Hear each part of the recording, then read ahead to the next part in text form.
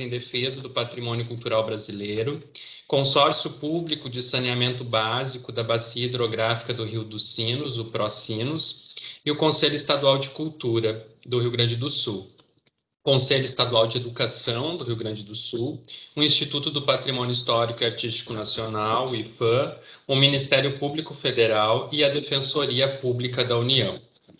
Agradecemos a todos os nossos parceiros, apoiadores, aos profissionais que aceitaram o convite para palestrar e também para trazerem os seus relatos, né, enriquecendo este curso. E também a todos que se inscreveram, né, a todo o público que vem nos acompanhando. Pedimos a todos que desliguem os seus microfones e câmeras, né, colaborando com o bom andamento das apresentações e evitando também a sobrecarga do sistema. Informamos que as perguntas devem ser encaminhadas pelo chat da sessão. O link para a presença também dessa sessão vai ser disponibilizado no chat durante o transcorrer da nossa atividade. Como a Rossana já adiantou, nessa segunda semana do webinário, nós teremos o painel temático 3, Reconhecimento e Salvaguarda do Patrimônio Imaterial, versando sobre a política pública do patrimônio imaterial em âmbito nacional, sua aplicação aqui no nosso estado, no Rio Grande do Sul, bem como a correspondente política pública estadual, sua construção, instrumentos jurídicos e resultados. Na mediação de hoje da mesa, deste painel temático, e também nos relatos de experiência, nós teremos a colega Rossana Prado. Ela é membro do Colegiado Setorial de Memória e Patrimônio do Rio Grande do Sul e também compõe a comissão organizadora desse webinário. A Rossana é cientista social e especialista em patrimônio cultural em centros urbanos do Propur da URGS. Tem especialização em gestão cultural e é mestre em memória social e patrimônio cultural pela Universidade Federal de Pelotas. É pesquisadora de patrimônio cultural e material desde 2007, tendo coescrito o livro Ofícios Antigos de Porto Alegre, com a Carmen Nunes, também aqui do nosso colegiado, e a Letícia Nunes, contemplado, esse livro que foi contemplado por uma bolsa da FUNAT de produção crítica em culturas populares e tradicionais da região sul em 2010. Em 2015 organizou o livro Memória Social, Uruguaia, Tu Eres Parte, No Te Quedes a Parte, Porto Alegre, com um observatório de gênero do Ministério das Relações Exteriores do Uruguai e com o Consulado Geral do Uruguai. Ela é servidora da SEDAC, lotada como analista cultural no Museu Antropológico do Rio Grande do Sul, MARS, onde produz curadoria das exposições científicas. Também é mulher, mãe, artista gráfica e fotógrafa. Seja bem-vinda, Rossana, e um bom trabalho. Passo para ti a palavra. Muito obrigada, Darlan. Tudo bem? Como vão? Boa tarde. Espero que estejam todos bem, né? Estamos nesse nosso momento de pandemia, mas cada vez ficando mais perto do seu final. Neste momento, né, estamos abrindo a nossa mesa do painel temático 3, né, sobre reconhecimento e salvaguarda do patrimônio imaterial, com a presença ilustre dos nossos palestrantes, Caetano Dias, né, ai meu Deus, cadê o nome? Caiuna Barbara Dias, antropólogo, tá? Ele é cientista social, mestre e doutor em antropologia social pela URGS. Atuou como professor na área de humanidades na Universidade de Caxias do Sul. Desde 2019 é técnico antropólogo da Superintendência do IFAM, aqui no Rio Grande do Sul. Apresento também Rafael Filter Santos da Silva, né, que ele é mestre em História pela URGS e bacharel em Psicologia pela URGS também. Atualmente, ele é analista e historiógrafo no IFAI. Então, somos 3 servidores que estamos na mesa hoje. Gente, então, podemos começar as apresentações, né? Eu passo rapidamente a palavra para o nosso antropólogo Caetano, né? Eu vou pedir a gentileza de fecharem as câmeras, né? E os microfones, quem ainda estiver, para a gente poder organizar a nossa gravação. Por favor, Caetano, bem-vindo, fique à vontade. Olá, muito boa tarde a todas, todos e todes. Para mim é uma satisfação enorme estar participando aqui. Eu pergunto se todos conseguem ver a apresentação que eu vou utilizar de guia aqui. Bom, perfeito. Então, inicialmente eu queria então agradecer bastante aos organizadores do webinário pelo convite de participar dessa mesa, especialmente o colegiado setorial, né, de Memória e Patrimônio, do Rio Grande do Sul, a FAMURS e a Escola de Governo, com a infraestrutura técnica para que esse webinário ocorra.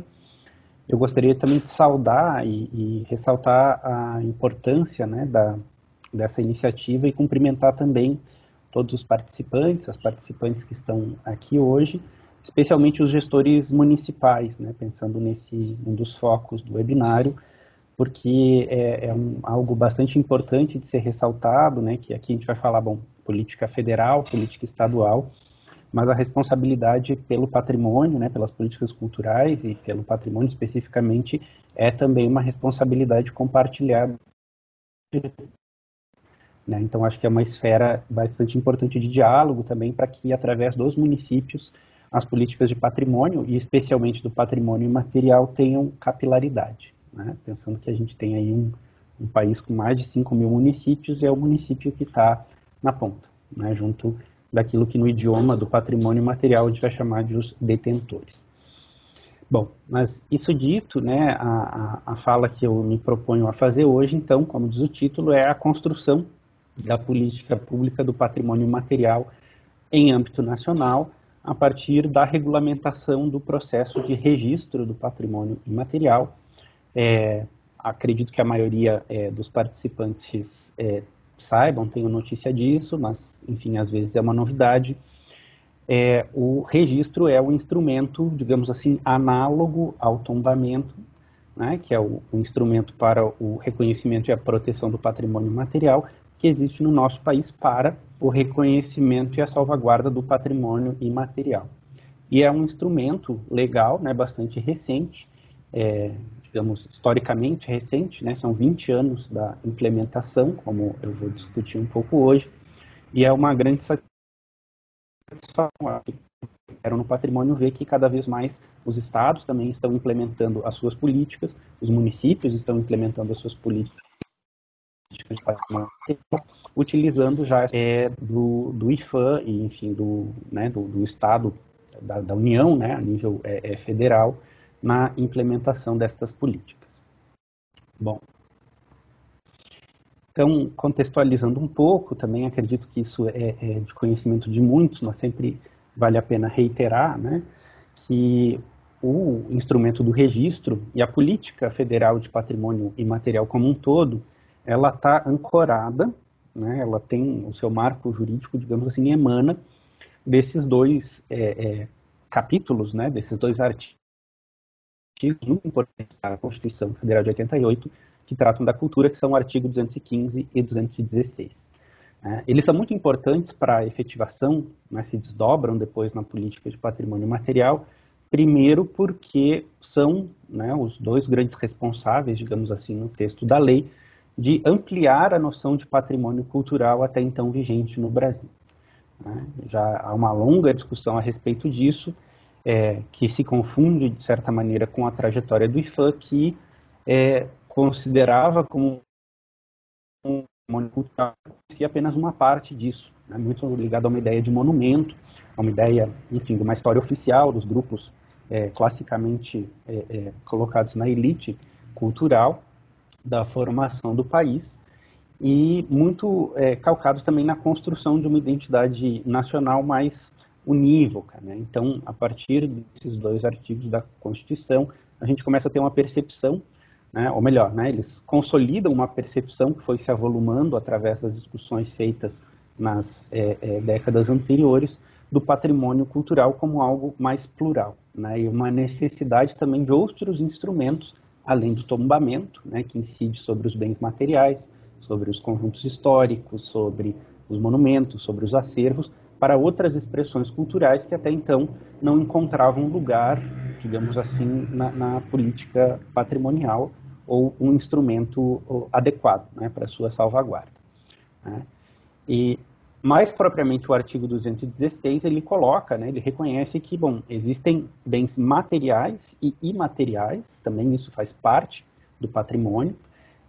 Existe uma noção nesses dois artigos que eu gosto também de ressaltar, que é a ideia de grupos formadores da sociedade brasileira, né? Não se pensa tanto numa identidade nacional encompassante, mas numa identidade nacional que é plural, né? E que as políticas de patrimônio têm que abrir espaço também para os bens representativos, para as referências culturais desses outros grupos, reconhecendo, portanto, que nós temos uma matriz multicultural da sociedade brasileira, né? Então, isso aparece lá na letra e na vontade do Constituinte, né, com o artigo 216, se diz, né, que o patrimônio será reconhecido, será valorizado, será inventariado, enfim, né, através de uma série de mecanismos para além do tombamento, mas, de fato, durante um certo tempo não havia ainda esse instrumento propriamente dito de reconhecimento e salvaguarda para o patrimônio imaterial.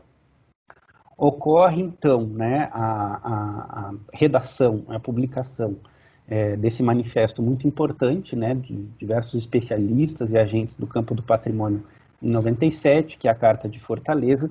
Oi, Caetano. Oi. Caetano, desculpa interromper, mas não está passando os teus slides. Não está passando? Mas eu acho que eu ainda estou no segundo, não? Está ainda no teu título aqui.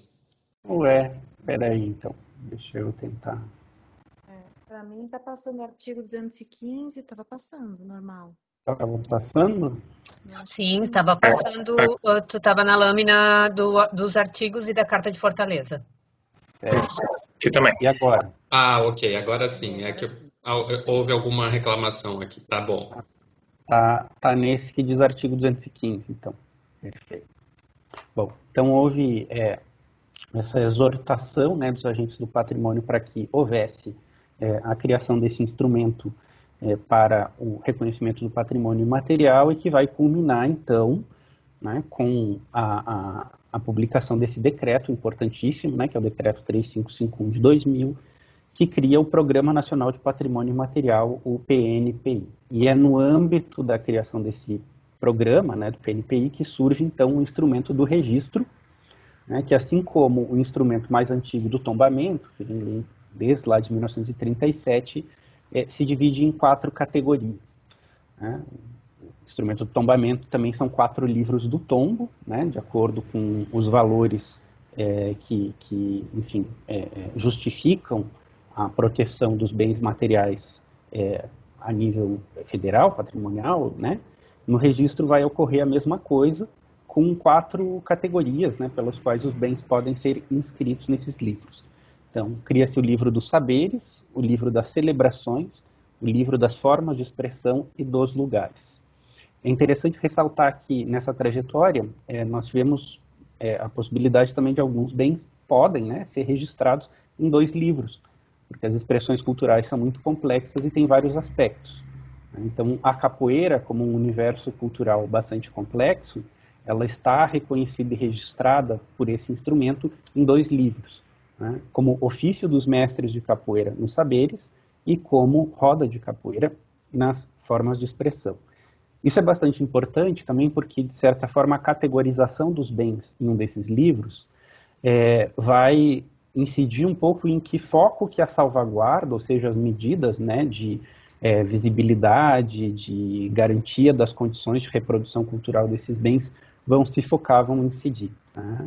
Então, alguns processos de registro, eu vou comentar isso um pouco mais para frente, começam com uma concepção de não, isso daqui vai ser registrado no livro dos lugares, né? Quando se começa um inventário aqui no Rio Grande do Sul para pensar a produção de doces na região de Pelotas, e antiga Pelotas, pensava muito na ideia da região doceira, mas aí a compreensão que começa a haver no diálogo entre instituições e detentores leva a se perceber que o foco da salvaguarda, o que deve ser reconhecido, o que deve ser salvaguardado, são os modos tradicionais, né, de feitura dos doces, e aí se inscreve, então, esse bem no livro dos saberes. Né? Então, esse é um processo que envolve também digamos assim, uma maturação do conhecimento pela própria instituição a respeito do que são esses bens que vão ser registrados, mas também sempre nesse diálogo com as demandas e as expectativas dos detentores. Bom, é interessante pensar também, aqui apareceu a próxima lâmina? Sim. Tá.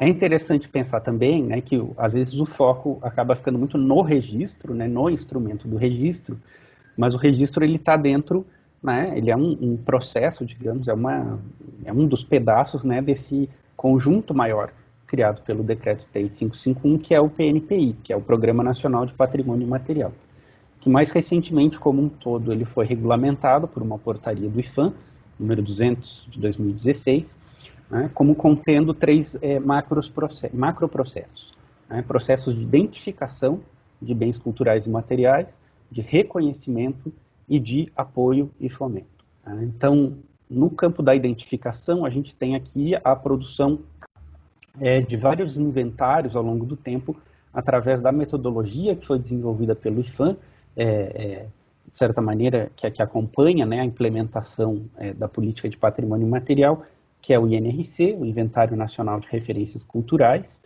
e também no campo da diversidade linguística, o INDL, né, o Inventário Nacional de Diversidade Linguística. Nem todos os bens culturais que foram inventariados pelo INRC acabaram sendo registrados, né? Mas muitos bens que acabaram sendo registrados nesse macroprocesso, ou melhor, né, nesse processo do reconhecimento, vieram de inventários que foram realizados ao longo, enfim, né, ao longo do tempo em vários estados do Brasil. Inclusive, né, os 2 bens que nós temos aqui, particularmente do Rio Grande do Sul, né, de abrangência local e estadual, como eu vou falar mais para frente, vieram da aplicação do INRC. Né? Mas o registro em si, ele faz parte, então, desse macroprocesso do reconhecimento, né, que diz respeito não só ao registro do bem, mas também a sua, porque a partir da ideia de que a cultura é dinâmica e ela se transforma, né, o registro não é um instrumento para tentar congelar a cultura ou fiscalizar se os seus detentores estão fazendo, digamos assim, a prática autêntica. Essa não é a perspectiva adotada.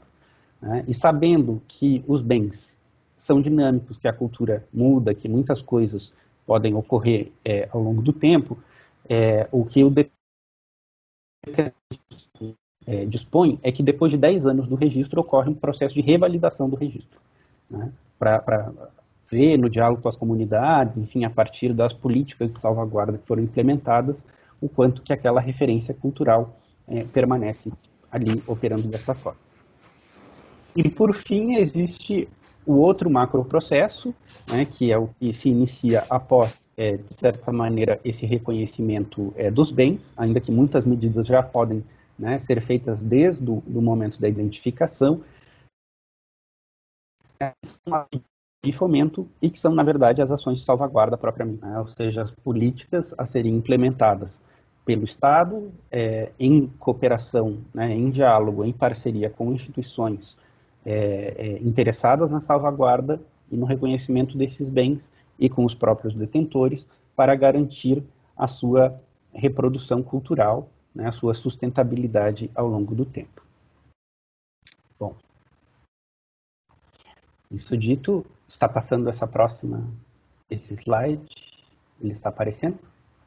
Caetano, só um pequeno comunicado, tu terias 20 minutos, mas pode ser um pouquinho mais, tá? Fica à vontade. Tudo bem. Bom, então, com relação ao registro, né, também, enfim, o decreto 3551 foi disposto, né, criou um instrumento no ano 2000. No ano 2006, houve a publicação dessa resolução que dispõe sobre as etapas, né, como é que é a instrução técnica do processo de registro. Isso é outro ponto importante da gente discutir, ser levantado, porque é um pouco a implementação dessas várias etapas, que às vezes um tempo bastante longo, um tempo considerável, que garante, ou visa garantir que o registro não seja simplesmente um instrumento declaratório, né? As pessoas procurem o órgão do patrimônio e digam, bom, a gente quer o reconhecimento desta prática, desta celebração, desse bem cultural, e que fique somente numa dimensão, né, declaratória. É pressuposto aqui que tem que haver uma produção de conhecimento, um debate também para que a implementação das políticas de salvaguarda posteriores também sejam bem estruturadas, enfim, né, atendam às demandas da sociedade. Então, simplificando um pouco, né, as etapas do processo, né, da instrução do registro, tudo parte, evidentemente, de uma solicitação, né, essa solicitação ela pode vir ou, né, de associações da sociedade civil, que representam os detentores ou que são aliados, de alguma maneira, desses detentores, ou também, né, de esferas do poder público, secretarias da cultura municipal, estadual, o próprio ministro da cultura, né, quando havia o Ministério da Cultura, hoje tudo está incorporado ali no Ministério do Turismo, mas é interessante a gente ressaltar que essa solicitação, partindo do poder público ou da sociedade civil, né, desses entes gremiados, isso tem que ter algum tipo de caráter coletivo, né? Não é um indivíduo por si só, no entendimento da instituição, é que sempre tem que ser algo que venha de uma coletividade e que tenha a anuência, né, a declaração de concordância com o registro, de interesse pelo registro dos próprios detentores desses bens culturais, né? Isso é um aspecto bastante importante. Feita essa solicitação, há uma primeira etapa de análise técnica, né, que é uma etapa bastante importante também, muitas vezes, de diálogo com os detentores e com as instituições proponentes a respeito do que são as consequências do registro, o que ele permite, o que ele não permite, quais são as, né, com que se opera o patrimônio imaterial. E essa etapa dentro do IFAM, os órgãos responsáveis é o Departamento de Patrimônio Imaterial, que é o DPI, e as áreas correlatas nas superintendências, né? Entendendo que as superintendências estão próximas aí das pessoas.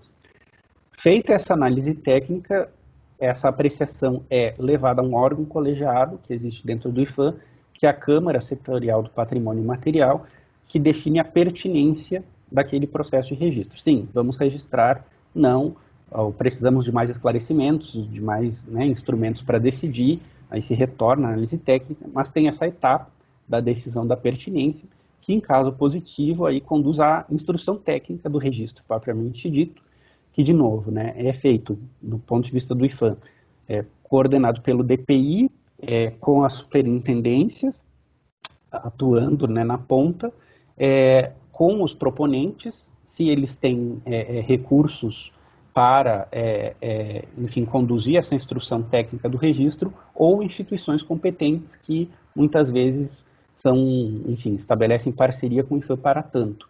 Muitas universidades, muitas organizações, né, já atuaram nessas instruções técnicas dos registros, que tem como principal produto, digamos assim, um dossiê, né, que é o dossiê de registro de cada bem, que é o material que vai ser levado, por fim, para a instância decisória última, que é o Conselho Consultivo do Patrimônio Cultural, que é o órgão colegiado máximo do IFAM, que vai decidir, enfim, pelo registro, né? Então, reiterando, tudo isso ocorre, e é um processo que acaba sendo longo, né, além das questões técnicas, né, justamente porque a construção do conhecimento do que são esses bens culturais, quais são as suas necessidades e as expectativas de salvaguarda, requer, né, um tempo de maturação bastante grande. Bom, então qual é o nosso estado da arte, digamos assim, atualmente, né? Vou tentar acelerar um pouco, desculpa. Né? No Brasil, atualmente, então, nós temos registrados pelo IFAM 48 bens registrados, né? A gente consegue ver uma distribuição aqui por livro de registro. A maior parte desses bens está registrado como formas de expressão. Existe um bom equilíbrio ali entre formas de expressão, celebrações e saberes, mas nós temos apenas 4 bens registrados como lugares, né, que é a categoria do patrimônio imaterial, que mais tangencia também, de certa maneira, o patrimônio material. Um desses bens registrados justamente está aqui no Rio Grande do Sul, que é a Tava, lugar de referência para o povo guarani. Por abrangência, né, o que seria essa abrangência? A gente considera que é um bem de abrangência local, quando ele incide em um município ou, enfim, né, numa localidade muito específica, que é a maior parte dos bens que estão registrados, Incidência estadual, aqueles que ocorrem em mais de um município dentro de um estado, 16 bens. Regional, que incidem em mais de um estado. E bens nacionais, que, enfim, se considera que tem uma abrangência em todo o território, por exemplo, né, a capoeira. E, por fim, ali por região, a gente consegue ver que tem uma predominância de bens registrados ali no Nordeste, Norte, Sudeste, Centro-Oeste. No Sul, nós temos 7 bens, ou seja, há bastante espaço, né, para a nossa região também, considerando, né, aqui o Rio Grande do Sul, Santa Catarina e Paraná. Enfim, há espaço aqui para ter mais outros registros, né? Não que haja um limite, mas enfim, né? Então, são 7. E, bom, primeiro bem registrado, o ofício das paneleiras de Goiabeiras, no Espírito Santo, e o mais recente, o banho de São João de Corumbá e Ladário, no livro das celebrações, agora muito recentemente, em 2021. Bom, esse então é o nosso panorama, né? O registro ele vai implicar então depois em ações de salvaguarda, que também estão regulamentadas, né, pela portaria IFA 299 de 2015, que operam, digamos assim, em 4 eixos, né? Medidas de salvaguarda que visam, que tem como objeto medidas para a produção e a reprodução cultural dos bens de forma sustentável. Ações que visam garantir a mobilização social dos detentores, para que eles, né, sejam protagonistas das políticas, gestão participativa e sustentável, em difusão e valorização, ampliar o conhecimento, né, da sociedade nacional como um todo a respeito desses bens que são registrados aí como patrimônio imaterial. Enfim, era essa mensagem que eu tinha a dar. Agradeço de novo e peço desculpas pelo tempo excedido. Muito obrigado. É incapaz, Caetano, tu fosse extremamente, como se diz, rápido, né, para tanta informação e informação tão valiosa, né, e principalmente para que a gente tenha uma ideia de como são essas repercussões. Nós estamos no sul do Rio Grande do Sul, né, daí às vezes a gente não, por exemplo, eu não sabia dessa questão das baianas do acarajé serem de abrangência nacional. Olha como o Caetano arrasando. Bueno, Caetano, eu não sei como é que a gente poderia fazer as perguntas mais tarde ou tu gostaria de responder agora? Olha, eu não sei também se o Rafael não gostaria de já fazer a Sim. apresentação dele, depois a gente faz tudo em bloco. Poderia ser para a gente ficar mais com essa coisa fresquinha na cabeça, né? Vamos lá, Rafael. Oi, Rafael, tudo bem? Oi, boa tarde, boa noite, já tá anoitecendo. Eu vou solicitar que as pessoas que entraram agora na reunião, que por favor fechem as câmeras, tá? Para a gente poder fazer a gravação da apresentação do Rafael. Bom, Rafael, tu estás no IFAI, né? Acabamos de ver a apresentação do IFAM. Por favor, inicie sua explanação. Uhum. Bom, primeiramente, gostaria de agradecer o convite, né, e agradecer todas as instituições que possibilitam esse evento, que é bastante importante, bastante abrangente, e para não me alongar muito também, que a apresentação acho que ficou um pouquinho longuinha, mas eu vou tentar ser rápido para ela dar tempo.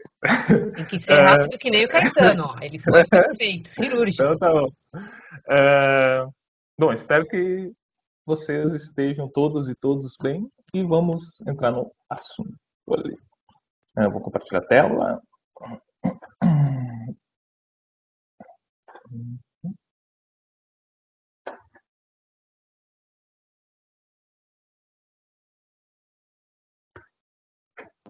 Na flechinha da bandeja, por favor. Isso. Uhum. Deus, tá aparecendo? Sim, tá tranquilo, podes começar. Então tá. Bom, tendo em vista já a excelente explicação já em âmbito nacional apresentada pelo Caetano, eu vou tentar ser bem objetivo em relação ao Rio Grande do Sul, né? Então, o título da apresentação é Regulamentação do Registro em âmbito estadual no Rio Grande do Sul, o Estado da Arte. Bom, então o Rio Grande do Sul, ele no estado do Rio Grande do Sul feita a lei número 3.678 em 2011, né, e ela que dispõe sobre o patrimônio cultural e material do Estado, né.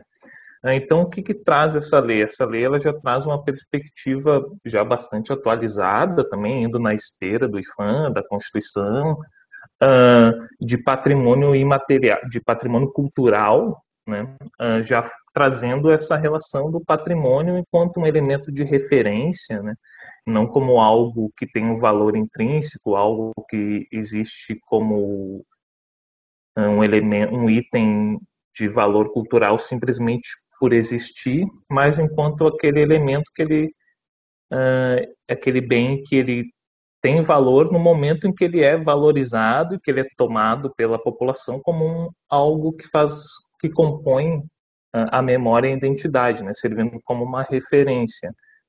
E essa lei ela também já traz para o âmbito estadual também, está dando um pequeno barulho, para o âmbito estadual de que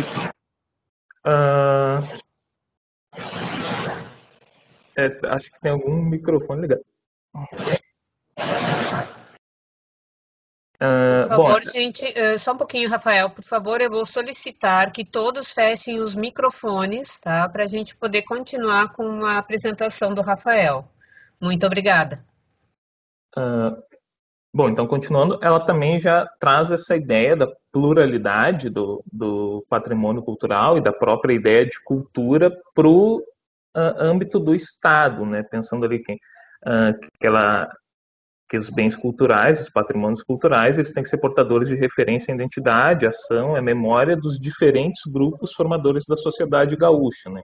Então não pensa a cultura e o patrimônio como algo homogêneo, uniforme, né?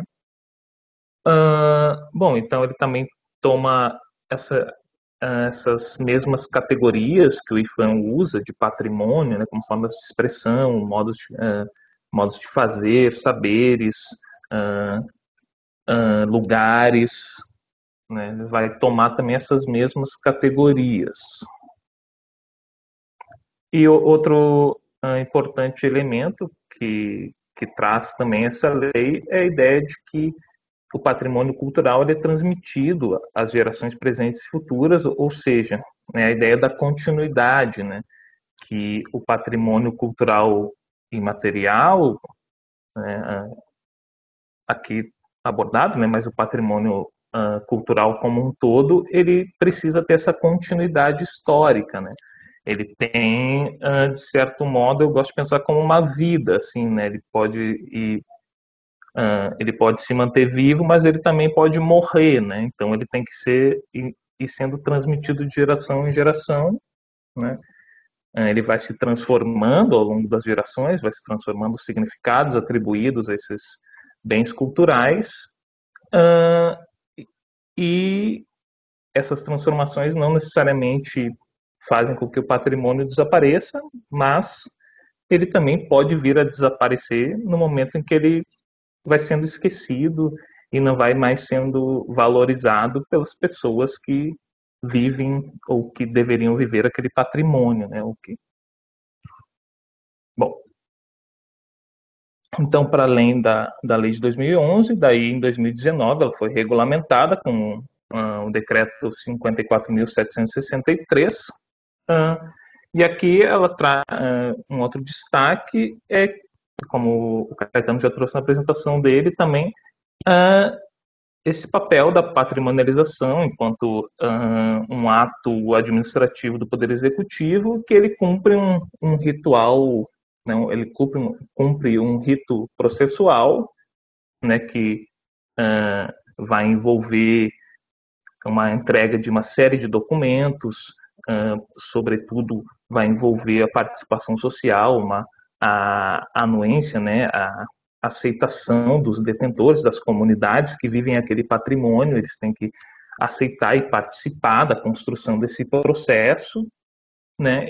Esses documentos, o inventário que vai ser entregue, todo o processo de identificação, de reconhecimento, mapeamento desse patrimônio, ele vai ter essa participação social também assessorada por um quadro técnico, né, aqui no caso do Estado, o quadro técnico do IFAI, né?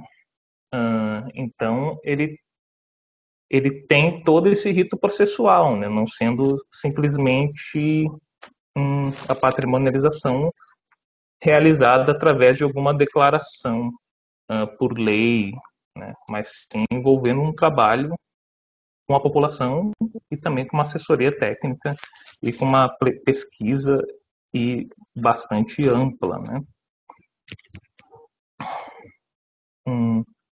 Para além do quadro técnico do IFAI,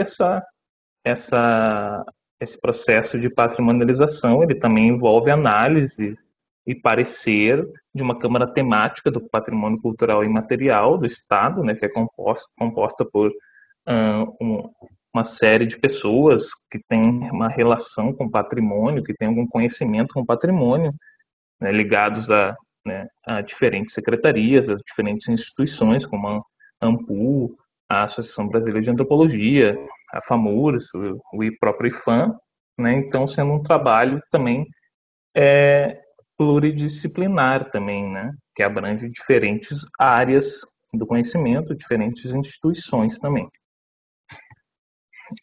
Que é, então, essa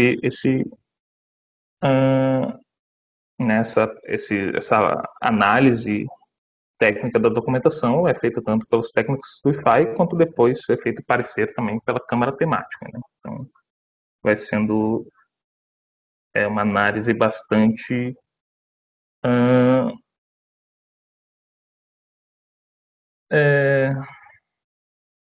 uma análise bem ampla, né, dessa documentação. Então, no IFAI foi feita também uma instrução normativa, né, instrução normativa SEDAC-IFAI número 02, de fevereiro de 2020, que ela estabelece os procedimentos administrativos, técnicos e a documentação necessária para a instrução desses processos de registro dos bens culturais de natureza imaterial. E aqui, então, tem uma série de documentos que é necessário serem entregues, né, para realização do pedido de abertura desse processo, né? Então se entrega uma documentação de identificação dos proponentes, né? Uma documentação com a justificativa do pedido, né? De por que acredita que aquele bem cultural é relevante em nível estadual, já apresentando também algumas informações históricas básicas sobre aquele bem, para a partir dessa documentação inicial, a gente fazer uma certa análise inicial, né, e emitir algum parecer se é possível ou não abrir o processo de registro para se aprofundar esse processo de identificação, de documentação desse bem cultural e talvez se chegar num registro desse bem cultural como patrimônio cultural do Estado do Rio Grande do Sul, né? Então, a entrega justificativa do pedido, a denominação e descrição sumária desse bem cultural, toda a documentação mínima disponível é importante que seja entregue, como fotografias, desenhos, vídeos, né, que já foram feitos sobre aquele bem cultural, referências documentais e bibliográficas disponíveis e, como eu disse antes, uma declaração formal dos representantes da coletividade ou do grupo étnico produtor do bem cultural ou de seus membros, expressando o interesse e anuência à instauração do processo de registro, né? Então, esse processo, como eu falei antes, ele envolve essa anuência, essa participação dessas pessoas que vivem mais diretamente esse patrimônio, esse bem cultural, né? Bom, o Programa Estadual do Patrimônio Imaterial também segue também uma linha semelhante do IFAM, de mapeamento, identificação, reconhecimento e depois apoio e fomento, né, bem semelhante ao que foi mostrado pelo Caetano. E, bom, a realização do processo de registro em nível estadual, então, após a avaliação, a análise técnica do pedido de abertura do processo, com aqueles documentos que foram mostrados antes, A segunda fase seria, então, a realização do inventário, né, que seria esse amplo processo de identificação, de pesquisa de campo, para se produzir, sobretudo, produzir um conhecimento sobre esse bem e já ir se formulando também hipóteses de salvaguarda, né, e se pensando como, né, quais são as melhores formas de possibilitar a continuidade desse patrimônio, né? Então, o IFAI ele usa como parte de sua metodologia de produção de inventário o sistema de rastreamento cultural, que é um instrumento de levantamento de dados sobre as formas de expressão cultural. Ele também é um instrumento, então, como eu falei, de produção de conhecimento sobre os diferentes aspectos do patrimônio cultural, material e imaterial, porque ele também tenta. Ele é um conjunto de nove fichas, né? Então o sistema como um todo ele tenta fazer ele tenta não trabalhar de uma forma tão desligada, né? Essa questão do material e do imaterial, mas tentando abranger tanto os aspectos que acabaram sendo conceituados como material, como aqueles aspectos que acabaram sendo conceituados como imaterial, né? Mesmo pensando o patrimônio como um patrimônio cultural, né? Embora tenha fichas que sejam mais específicas para o material, outros para o imaterial, mas numa análise, sobretudo numa produção conceitual, tenta concatenar esses aspectos, materiais e imateriais, né?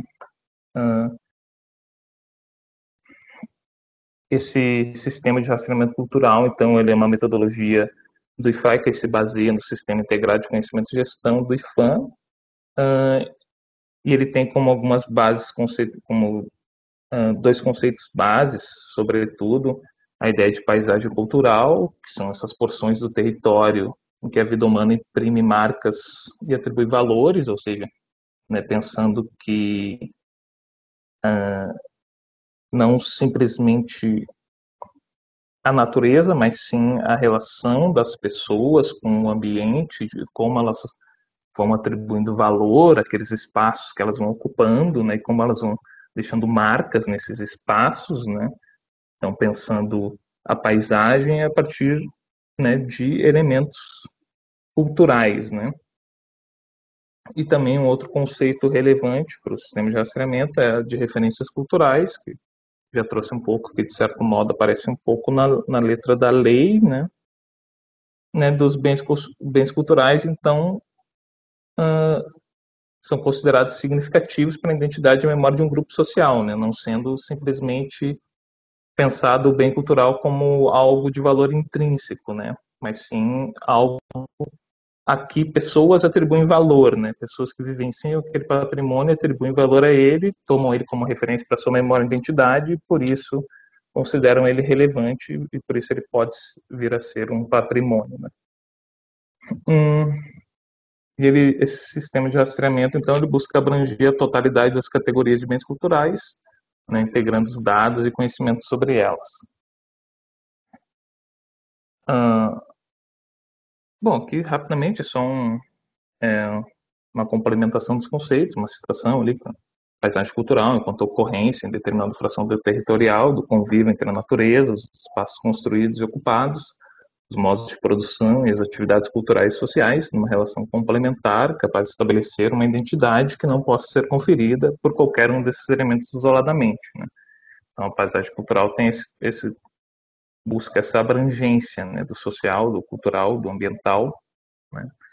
E aqui alguns exemplos mais ligados ao Rio Grande do Sul, poderia-se pensar o Pampa e suas comunidades tradicionais, as comunidades de imigrantes, aqui tem um outro exemplo do Centro Histórico do São José do Norte, que tem toda essa relação das pessoas com o rio, né, e como vai se consolidando a vida, né, dentro dessa relação com a paisagem também, né, como vai se configurando essa vida, né.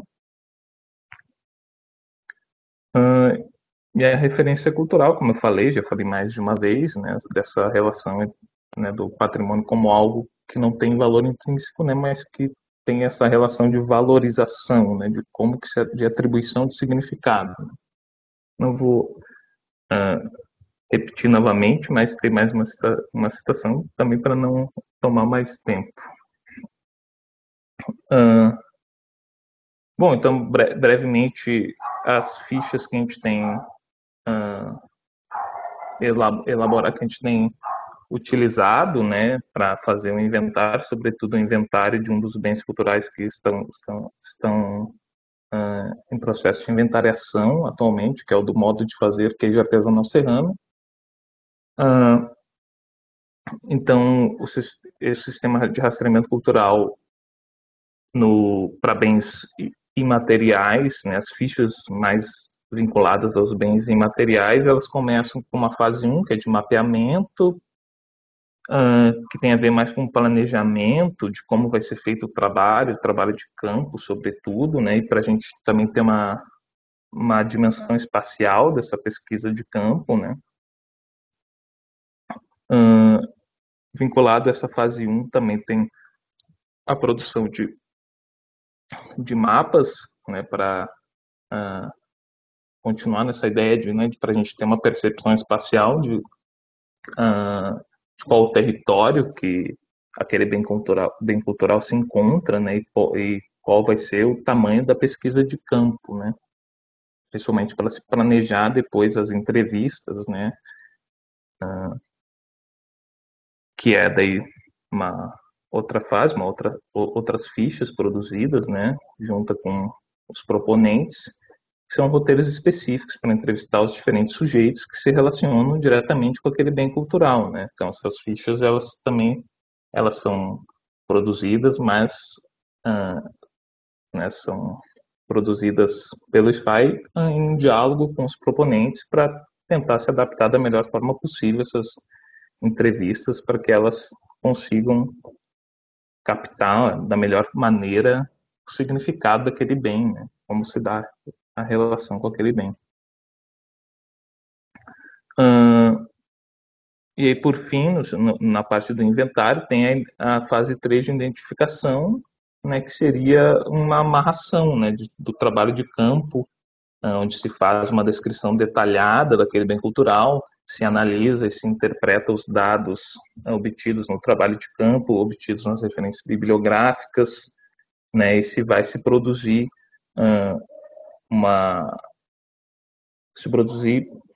mais conhecimento voltado sobre aquele bem cultural, né, a partir de uma perspectiva da área do patrimônio cultural, já buscando também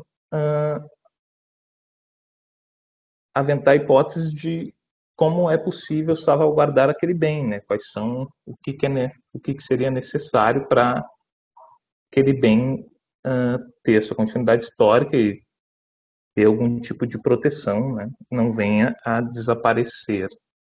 Né? Também compõe essa ficha essas reflexões, essas construções de possibilidades de salvaguarda. Né?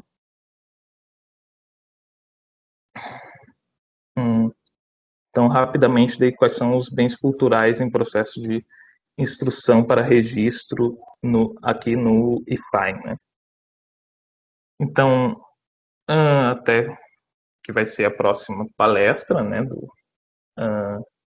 Mas, bom, um dos bens culturais que estão em processo, né, com processo aberto, é um modo de fazer artesanato com palha de butiá, que tem como proponente o Instituto Curicaca, né, que é uma ONG sem fins lucrativos, que atua na conservação da biodiversidade, salvaguarda cultural. Bom, como eu disse, vai ser a próxima palestra, né? Acredito que daí eles possam até explicar explicar isso com bastante propriedade, né? Mas, bom, esse bem cultural, ele já o processo,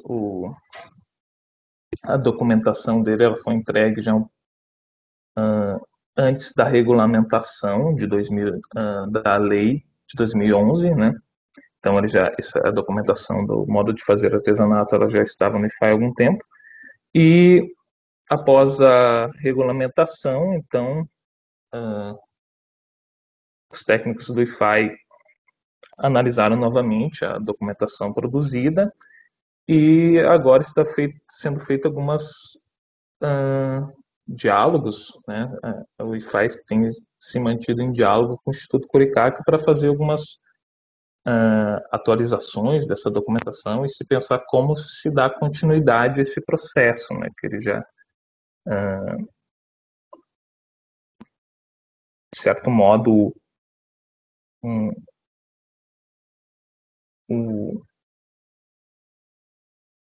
o trabalho feito pelo Instituto Curicaca foi entregue já faz alguns anos, como eu disse, então nós, a partir da regulamentação, a gente está pensando, começou a se orientar sobre formas de atualização para se ter continuidade nesse processo e ver como os próprios detentores desse modo de fazer se encontram, né, se eles ainda mantêm também o interesse em dar continuidade já a esse processo. Então nós estamos em contato com o Instituto Curicaca para fazer essas atualizações e dar continuidade a esse processo. Outro processo é o do modo de fazer queijo artesanal serrano, que tem como proponentes a Procampus, a Projac, a Pro São Chico, que são associações de produtores de queijo serrano, né, que tem trabalho junto com eles, por exemplo, a Emater, o ERGS, né, professores da URGS também. E esse bem cultural ele já está na fase de produção de inventário por parte dos proponentes, né, como eu falei, até aquelas fichas mostradas antes são modelos de ficha construídas, né, que estão em construção junto com o pessoal do modo de fazer queijo artesanal serrano, né, eles já inclusive entregaram algumas fichas, mas é claro que nesse momento de pandemia, de certo modo, prejudicou um pouco o trabalho de campo, que está parado, né? Mas a gente está trabalhando nas fichas e tentando fazer a parte do inventário possível que não seja a parte possível no inventário que possa ser feita à distância, né? Para depois, quando der, se puder fazer o trabalho de campo lá, visitar os queijeiros e tal, né, com segurança. Mas ele está então na fase de inventário.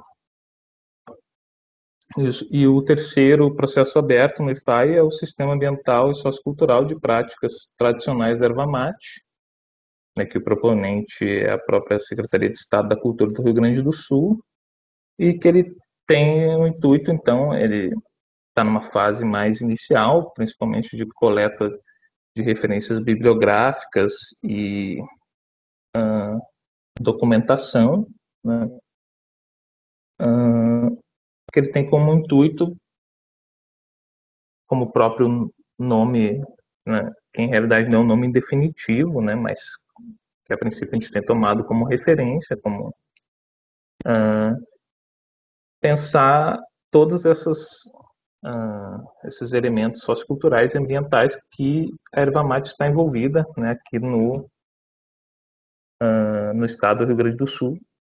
Né? Então, ele é um processo que está numa fase mais inicial ainda de elaboração de coleta de informações, de referências bibliográficas, né, mas, quando possível, se passará daí para o processo de inventário e também para a realização do trabalho de campo. E, bom, a princípio, é essa apresentação. Espero que eu tenha conseguido ir rápido. Muito obrigada, Rafael. Tá. Gente, estamos com as perguntas no chat, já chegaram para mim, eu vou começar a passar as perguntas primeiro para o Caetano, tá? Que já são várias. Enquanto isso, se alguém tiver também perguntas para encaminhar pelo chat, por favor, né? Que já serão respondidas. Ainda temos mais um tempo para poder responder. Para começar, pergunta para o nosso querido Caetano, pergunta: o tombamento garante uma proteção bem clara. tá? Não pode destruir ou caracterizar, prevendo multa, né? Porque é crime, etc. Então, tem realmente toda uma legislação que protege. Com relação ao imaterial, o que o registro traz de prático como proteção e de salvaguarda? Tá? Em bens que dependem de acesso ao território ou a elementos naturais, né, entre aspas, não abordar esse acesso não acaba sendo meio que o registro só pelo registro? Tipo, no caso, eu me lembro de ter assistido já materiais especificamente sobre o caso do Curicaca, né? Com relação a como tu vai poder fazer a palha de butiá se tu não tem acesso ao butiá. Basicamente seria isso. Essa pergunta foi encaminhada pela Mônica, tá? Tu quer responder ou eu te passo as outras, Caetano? Pode abrir o microfone, por favor? São quantas perguntas, Rosana, que tem? Muitas. Muitas. Não, tô brincando. Então, são várias, mas é mais ou menos uma se encaixa na outra. Essa com relação especificamente sobre a proteção esse patrimônio material relacionado ao território, né? E o que o registro traz de prático de proteção, de salvaguarda, né? Considerando aquilo que eu não sei, eu não ouvi na explanação de vocês, que é bom que já fique gravado, né? Que os registros, eles equivalem a um período de 10 anos e depois ele tem que ser solicitada a renovação com um novo processo, onde tu tens justamente essa nova dimensão 10 anos depois do registro para ver como se modificou, se perdeu, se aprimorou, como ficou, tá? Então, com relação específico ao acesso ao território, Caetano.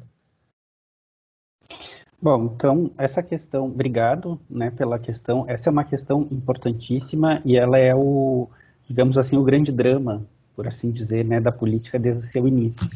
Porque na comparação com o tombamento, muitas vezes parece que o registro tem menos eficácia.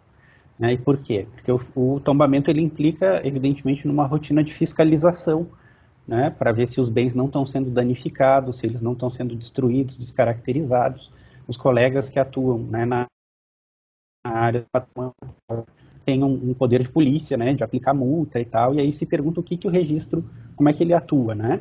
E, de fato, o decreto 3551, ele institui o registro, e ali está um pouco implícito, ele não dispõe, digamos assim, tão extensamente quanto o decreto 25 de 37, quais são os efeitos, né, desse instrumento. Então, a interpretação que pode ser feita é que são os efeitos derivados aí da norma maior, que é o artigo 216 da Constituição, né?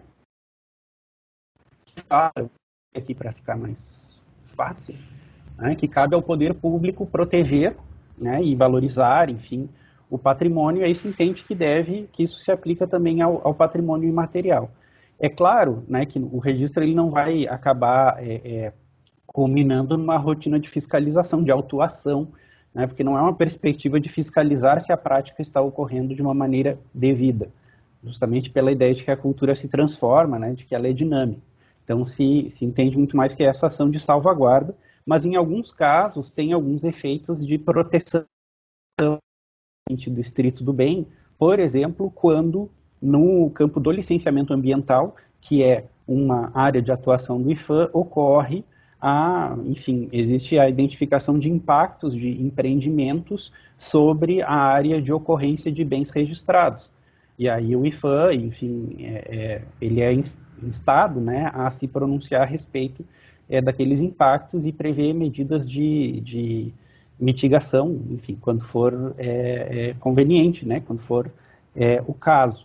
É claro que isso coloca um outro desafio, que é bastante complexo, que é a territorialização das áreas de ocorrência dos bens imateriais, né, porque alguns bens a gente consegue ver, identificar exatamente onde eles ocorrem, quais são as áreas, né, em que, enfim, os artesãos buscam sua matéria-prima, ou, né, a questão do rio, que é utilizado para algum tipo de, enfim, né, para a reprodução de algum saber, alguma coisa, mas em outros casos é uma distribuição muito difusa, né, então é um pouco mais complexo do que normalmente acaba ocorrendo essas avaliações, né, quando elas ocorrem, do que quando ocorre, por exemplo, na arqueologia ou no campo dos bens tombados.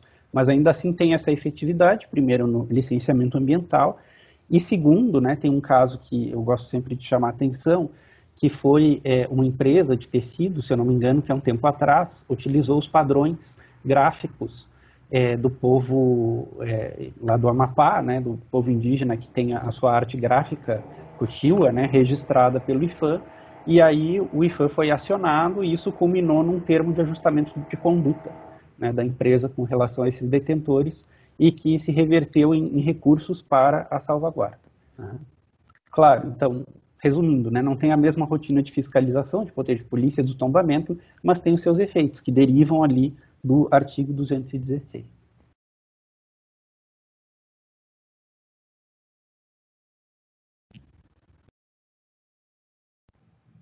Agora fui eu, né? São coisas a serem pensadas, né, gente? Essa questão do patrimônio imaterial. Outra coisa interessante também que fique gravada é que essa categoria do patrimônio imaterial, ela praticamente se usa enquanto uma norma técnica de trabalho interno dessas equipes. Para conhecimento geral, a gente trabalha realmente mais, ainda mais com educação patrimonial, a gente trabalha mais com a categoria de patrimônio cultural como um todo. Então, isso é interessante que também a gente deixe bem definido, porque isso são categorias mais intrínsecas, né? Para não dizer, não entrar em outras. Não entrar eu na palestra de vocês, pelo amor de Deus. Se deixa, eu entro. Ó, mais uma, por favor. Elane Lopes Coutinho. Boa tarde, Caetano. Parabéns pela apresentação. Existe debate dentro do IFAM sobre as terminologias imaterial e intangível? Então, obrigado pela questão. Então, eu até, quando eu vi essa pergunta ali no chat, eu fui conferir no dicionário, né, de patrimônio do próprio IFAM, se existe algo a respeito disso. Fiquei com uma pulga atrás da orelha. Até então, sempre considerei e me pareceu que sempre foi tratado um pouco como um sinônimo, né? E aí no dicionário do patrimônio cultural do IFAM, que está disponível na internet, no site do IFAM, é um dicionário muito interessante, é uma ferramenta muito boa, de fato dá a entender que, enfim, né, que são sinônimos, mas a gente sabe que aqui no Brasil acabou se constituindo dentro dos diplomas legais, da política pública como patrimônio imaterial, e essa categoria de patrimônio intangível, se eu não me engano, ela diz mais respeito ao modo com que a Unesco, né, efetuou lá a convenção. Mas, basicamente, o nosso entendimento, a princípio, é de que são sinônimos. Né? Ainda que a gente possa fazer uma discussão que eu acho interessante, né, das categorias. Sim, a questão da terminologia usada em outros lugares, dependendo da tradução, também tem outra abrangência, né? A Elane continua aqui, e sobre essa dimensão política do patrimônio imaterial e a antipolítica atual de governo voltada mais para turismos e PPPs, como está sendo avaliado e gerido o patrimônio imaterial? Essa é uma pergunta muito datada, né? Olha, essa é uma questão sensível também, né? Eu acho que, evidentemente, como é que eu posso dizer, a transformação de uma estrutura que era um ministério, né? Era o Ministério da Cultura, vira uma secretaria dentro do Ministério do Turismo. Eu acho que, enfim, isso implica num entendimento do atual grupo político a respeito, enfim, né? Qual é o lugar da cultura. Por outro lado, como é que a gente pode pensar isso também? O IFAM é possivelmente uma das autarquias mais antigas, né, do Estado brasileiro. Se constituiu uma cultura institucional muito longa, né, um edifício, um arcabouço legal muito consistente e antigo, e a atuação dos servidores tem sido eminentemente técnica e assim creio que será, né, por muito tempo. Então, continua valendo todas essas regulamentações, é isso que determina, né, e condiciona o nosso trabalho. A gente sabe das flutuações políticas, as perspectivas que vêm e vão, mas existe uma perspectiva sempre, a princípio, né, de continuidade que é garantida por esse caráter de Estado, né, uma autarquia de Estado muito mais que de governo em todos os sentidos. Muito bem. A Andrea, ela solicita a apresentação dos dados para recebê-los por e-mail. Isso dentro da plataforma da EGOV, a gente já vai, se os palestrantes estão convidados a nos ceder os materiais para quem, se puderem, né, a gente já disponibiliza para todos os inscritos no curso. A Giane também pergunta, quanto às instituições que analisam os processos dos proponentes, existe desde o início dos anos 2000 a ABPN, Associação Brasileira de Pesquisadores Negros e Negras, seria importante a participação de uma representação dessa associação junto ao IFAM e IFAI. Tá? E ela continua: existe algum edital específico para a seleção dessas instituições que fazem parte desse conselho Câmara Temática? Eu acho que isso teria que fazer um contato direto, né, com as instituições. Bom, posso responder do ponto de vista do IFAM, rapidinho? Eu concordo, eu acho que quanto mais entidades da sociedade civil, de todos os grupos, puderem ser representados nesses colegiados, mais plural a coisa, as decisões, enfim, a apreciação, ela acaba sendo feita, né? Esses dois colegiados que eu citei na apresentação, na verdade é um colegiado que é enfim, né, é o Conselho Consultivo do Patrimônio Cultural, que no âmbito do IFAM tem duas câmaras técnicas setoriais. A Câmara Técnica do Patrimônio Material, que decide os processos de tombamento, e imaterial, que decide os processos de registro. Às vezes trabalham conjuntamente em alguns casos, né, em que, enfim, o tombamento tem um aspecto imaterial bastante importante relacionado e vice-versa, né. Essas duas, enfim, essa estrutura do Conselho Consultivo, que tem essas duas câmaras, ela é atualmente a normativa mais recente, é o decreto 9963, de 8 de agosto de 2019, que dispõe sobre a sua composição e como esse conselho é montado. Né? Por que é uma normativa tão recente? Porque houve, em 2019, um outro decreto, né, um decreto da Presidência da República, que revogou, né, os conselhos existentes da sociedade civil, e aí se compuseram novos conselhos. O IFAM teve que fazer esse decreto, enfim, né, esse decreto como Conselho Consultivo do Patrimônio Cultural, no âmbito do IFAM, e são...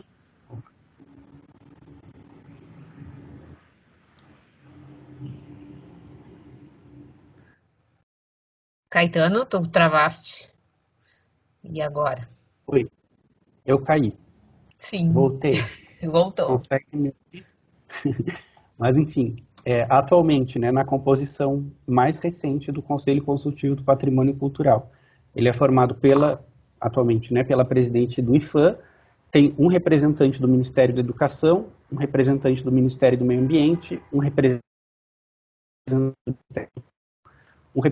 do Ministério do Desenvolvimento Regional e do Instituto Brasileiro de Museus, né, o IBRAM, além de um representante de cada uma dessas entidades, do ICOMOS, do Instituto de Arquitetos do Brasil, da Sociedade de Arqueologia Brasileira, da Associação Brasileira de Antropologia, mais 13 outros profissionais de notório saber e comprovada experiência nas áreas de atuação relacionadas ao patrimônio cultural, mas, enfim, a composição, né, desses conselhos, ela é definida pela presidência, né? As entidades, elas apontam os representantes, mas parte da presidência. Mas eu totalmente de acordo, eu acredito que quanto mais representação houver, né, de entidades da sociedade civil, mais democráticos e mais vozes são ouvidas nesses processos decisórios. E as câmaras setoriais, enfim, elas são órgãos que têm, enfim, né, elas têm menos membros, se eu não me engano, não podem ter mais de 5, e são renovados, né, a cada ano, se eu não me engano. Muito bem, mais uma outra pergunta que agora eu não sei para qual deles seria, né, da Ananda. Ela pergunta se o Hotel Rádio de Guarapari é patrimônio histórico ou cultural. Eu não saberia dizer. Eu teria que entrar numa lista dos bens tombados, né, que são muitos. Tá. E eu acredito que isso fica no Espírito Santo, né? É possível. Pois eu não sei, tem um outro lugar aqui perto que também tem um nome parecido. Agora eu fiquei na dúvida lendo. A próxima pergunta, depois tem uma para o Caetano, mas vamos fazer uma para o Rafael agora. Rafael, o Léo pergunta: qual é a vantagem do registro para o produtor artesanal? Uhum. Acho que tem até um pouco a ver com uma das perguntas feitas para o Caetano, né, dos efeitos da salvaguarda. Para o produtor artesanal, acho que pensando de uma forma geral o processo de registro, eu entendo assim ele tem um dos efeitos dele, de certo modo, é pensar, vamos dizer assim, brechas, assim, que tem a ver, então, inclusive com isso que a Rossana trouxe também do Coricaca, né, da palha do butiá, né, que por vezes há alguma legislação sanitária ou alguma legislação ambiental que dificulta o acesso a algum item, né? Como, por exemplo, falando do modo artesanal de fazer queijo serrano, né? Tinha alguns problemas com fiscalização sanitária, né? Porque é um queijo produzido com leite cru. Então, qual seria uma vantagem do registro para esses produtores artesanais? O registro, de certo modo, ele, ao produzir um conhecimento, uma identificação, um mapeamento dos produtores, ele também coleta informações sobre as legislações que envolvem esse bem cultural, né?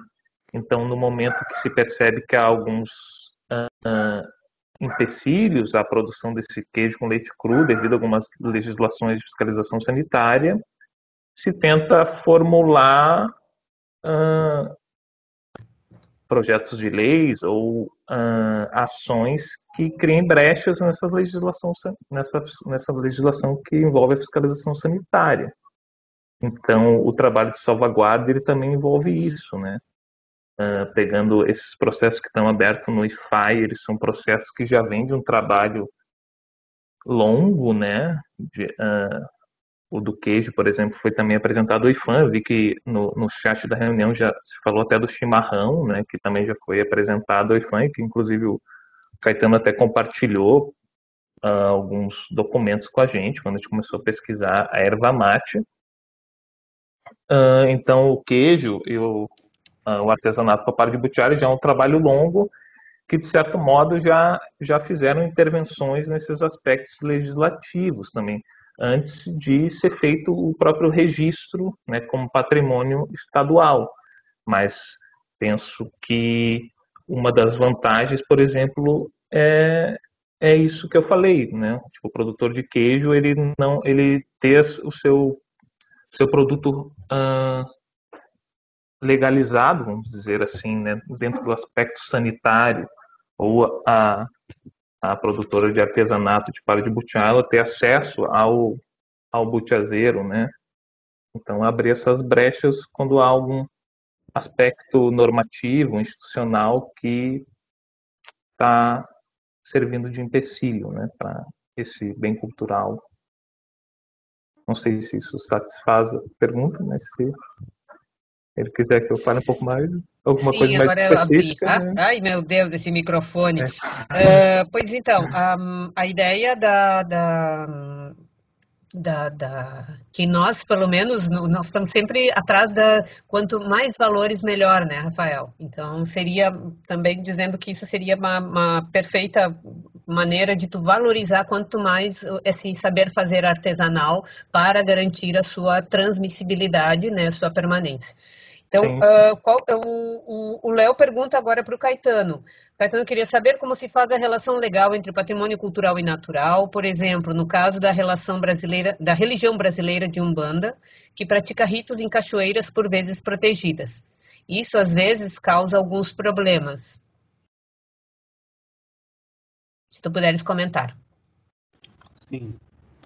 Obrigado pela questão. Essa é uma questão interessantíssima, né? Eu acho, do diálogo, da compatibilidade entre patrimônio cultural e patrimônio natural, enfim, os instrumentos que incidem sobre cada uma dessas dimensões. Mas só respondendo à questão sobre o hotel em Guarapari, eu abri uma lista aqui de bens tombados que a gente tem. Até agora, pelo menos, eu identifiquei só um bem tombado pelo IFAM em Guarapari, que é a Igreja de Nossa Senhora da Conceição. Então, me parece que esse hotel não, pelo menos no IFAM até agora, não foi tombado. Talvez seja protegido a nível estadual ou municipal, né? Enfim, com relação à relação entre patrimônio cultural e natural. Primeiro, o Rafael chegou a citar, existe um outro instrumento em implementação que ainda não foi normatizado, como o tombamento e o registro propriamente dito, né? Ainda isso está ocorrendo, que é a noção de paisagem cultural. E, enfim, seria o instrumento da chancela da paisagem cultural, que é um pouco uma tentativa, né? Uma aproximação do campo do patrimônio, e mais propriamente do órgão federal, né, do IPHAN, nessa compreensão de que não há como dissociar as práticas culturais desse seu substrato, que a gente vai chamar de natural, mas que é o ambiente, né, o meio ambiente.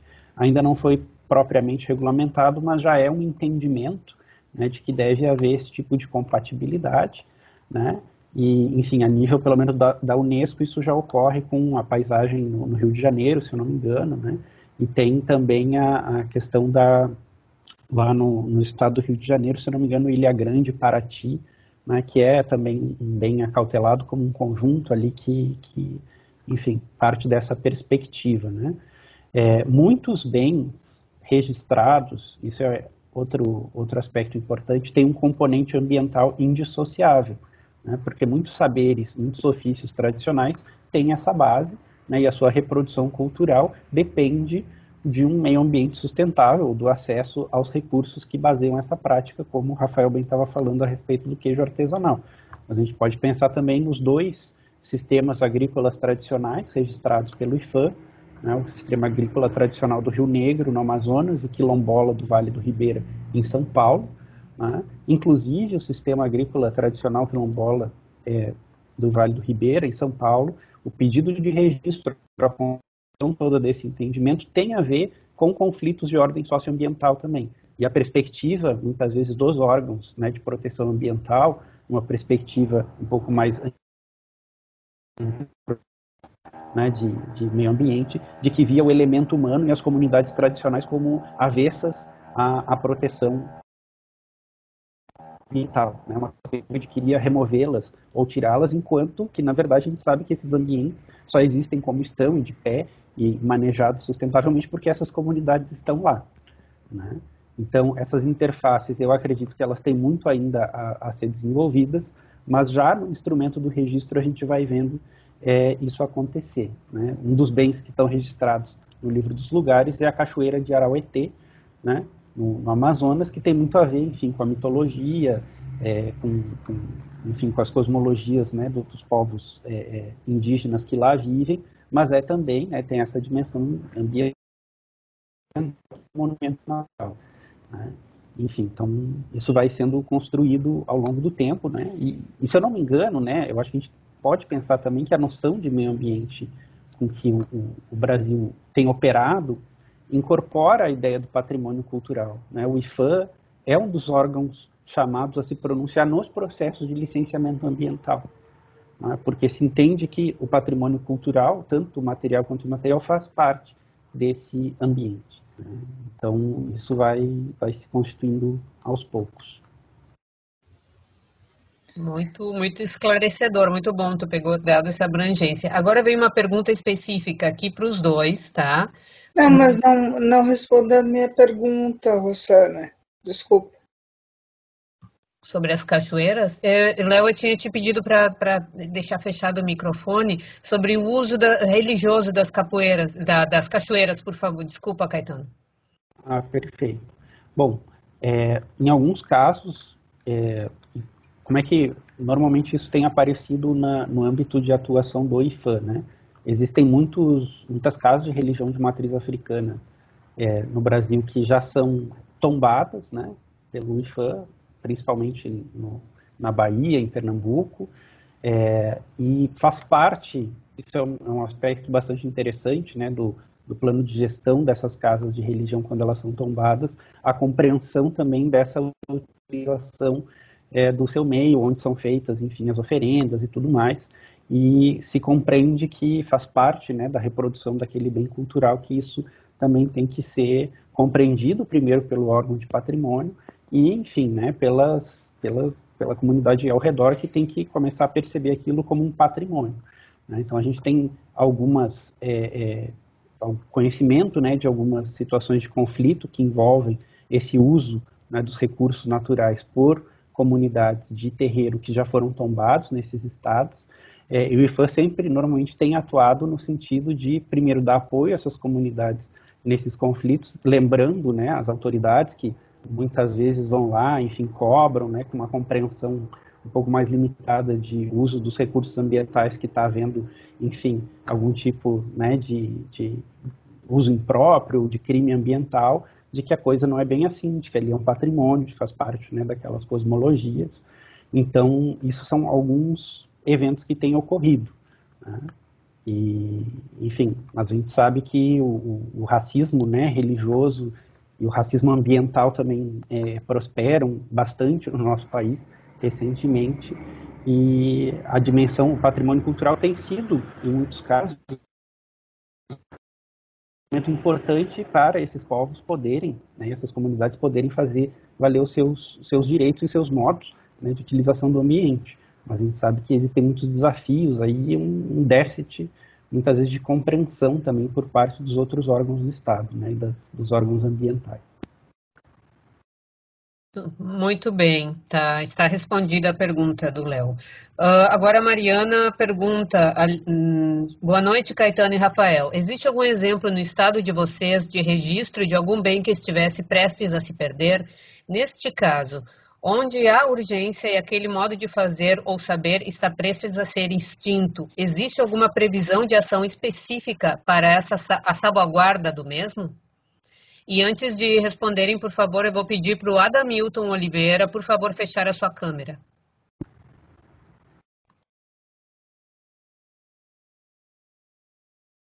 É a questão do risco, né, rapazes?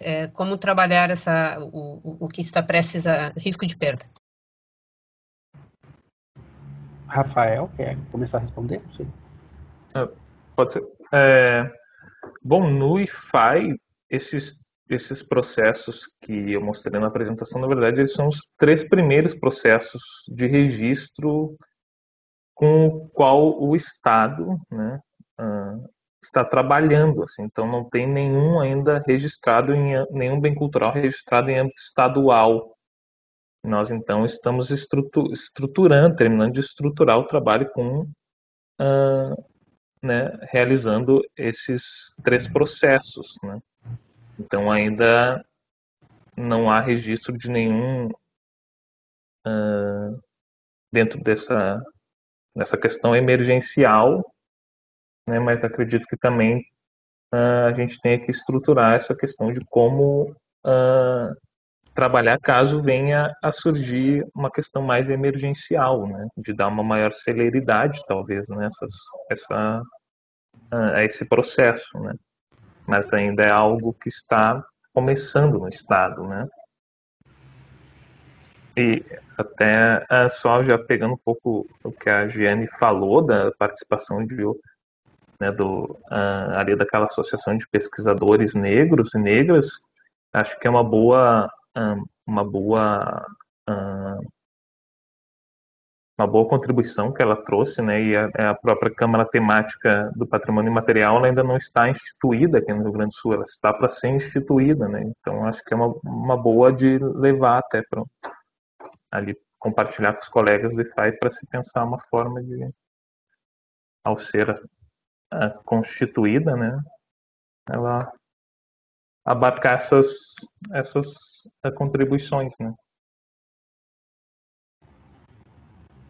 Caetano, fica à vontade.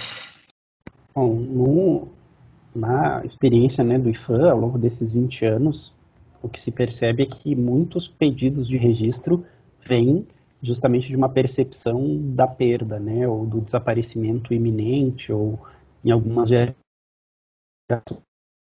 no caso da renda irlandesa em Sergipe, partiu um pouco de uma percepção de que era um saber que estava ali muito restrito a poucas senhoras, que, né, eram detentoras daquele modo de fazer, que isso estava se perdendo.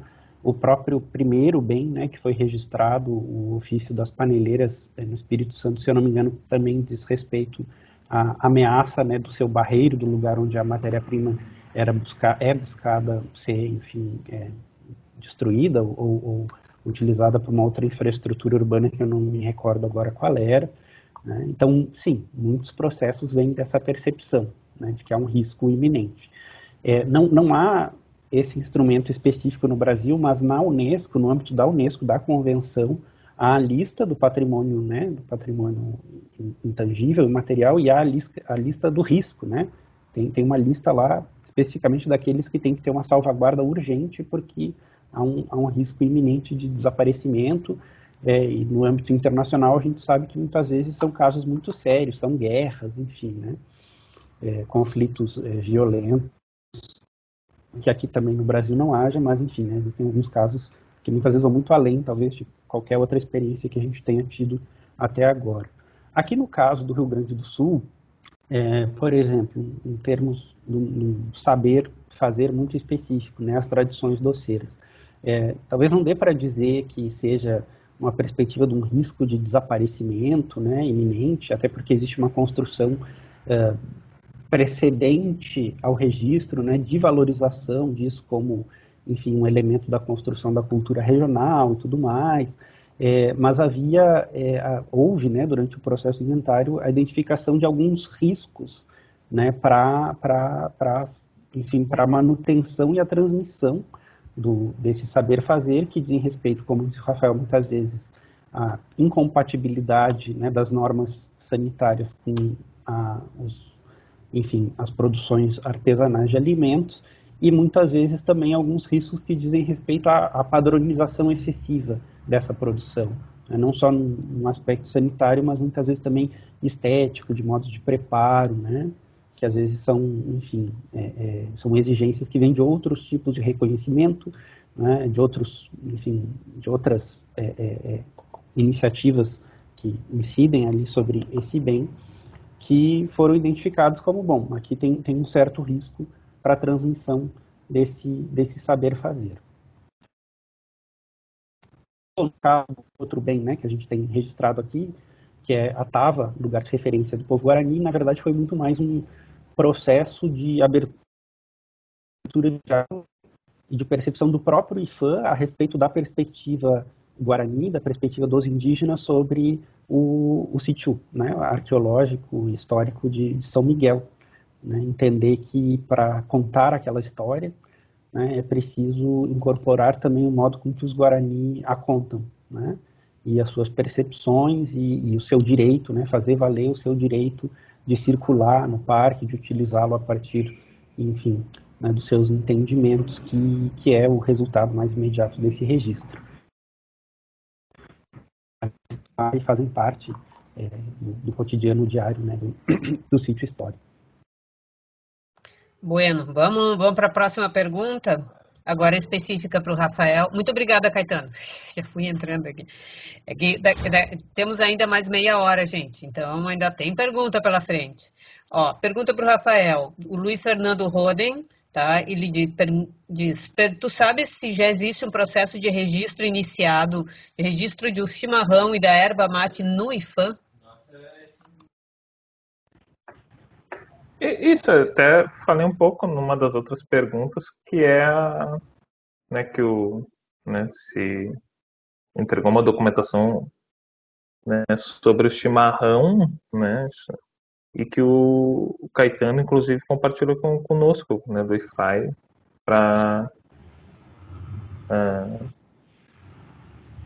no momento em que a gente estava fazendo até as coletas iniciais de referência bibliográfica e de documentação sobre erva mate. Né? Eu não sei exatamente a quantas anda no âmbito do IFAM, mas respondo que a gente tem a noção de que porque a gente recebeu, inclusive, a documentação. A gente manteve um diálogo com o IFAM. O que foi feito, obrigado. O Fernando, se eu não me engano, é servidor, né? Servidor do IFAM. Houve há uns anos atrás, houve um inventário, a aplicação da metodologia do inventário do NRC, se eu não me engano, conduzido por uma entidade em Venâncio Aires, né? A respeito da erva mate, do chimarrão, mas ficou no nível daqueles macroprocessos, né, da identificação. Não houve até agora a instrução nem nada de algum processo de registro, mas se tem uma certa percepção de que as coisas no IFAM, uma das partes da análise sempre diz respeito à significância nacional, né, enfim, ao órgão federal, e se entende que um registro desse tipo de algo, né, algum bem relacionado à erva mate, ao chimarrão, pode ser o sistema da erva mate, pode ser, né, e teria que ver em que categoria entrava, etc., né. que isso com certeza envolveria um trabalho de mais estados, né? Não ficaria talvez restrito só ao Rio Grande do Sul, haja vista a prevalência dessa prática, enfim, né, em Santa Catarina, no Paraná, no Mato Grosso, né? É algo de incidência platina, né? E muito além também. Tá, agora teria mais uma pergunta para o Rafael, também perguntada à Mônica.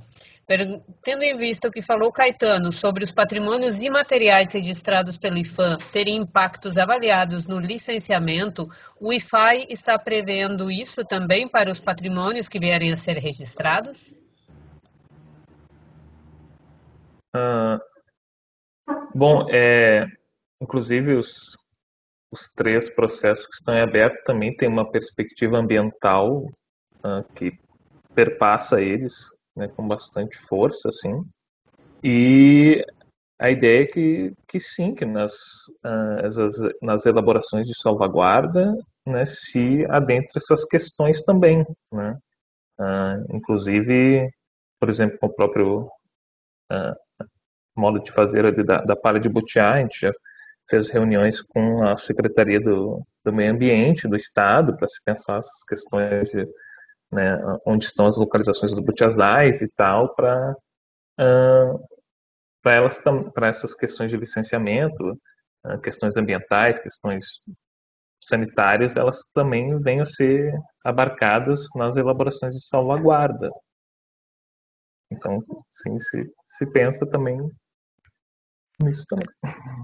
E aí vem a complementação da pergunta, né, que ela encaminhou depois também a Mônica. Os órgãos de patrimônio, aí é para os dois, IPHAN e IPHAI, tem equipe técnica com formação para dar conta das questões ambientais e naturais? Bom, vou continuar então, já que eu estava com o microfone aberto. No IPHAI não tem nenhum técnico específico com formação em alguma área que tenha mais a ver com o meio ambiente. Não tem biólogo ou alguma outra formação, né? Inclusive foi isso uma das questões que nos levou, por exemplo, como eu falei antes, a se reunir com técnicos da Secretaria do Meio Ambiente, né? Então, acredito que nos momentos oportunos para se pensar essas relações, seja necessário consultar outras secretarias ou outros órgãos, né? Ou se firmar parcerias, né? Mas, a princípio, né? Como técnico ligado ao próprio instituto, não há informação mais ligada ao meio ambiente, assim. No IPHAI tem 2 historiadores, um antropólogo, né, uma historiadora e um historiador, né?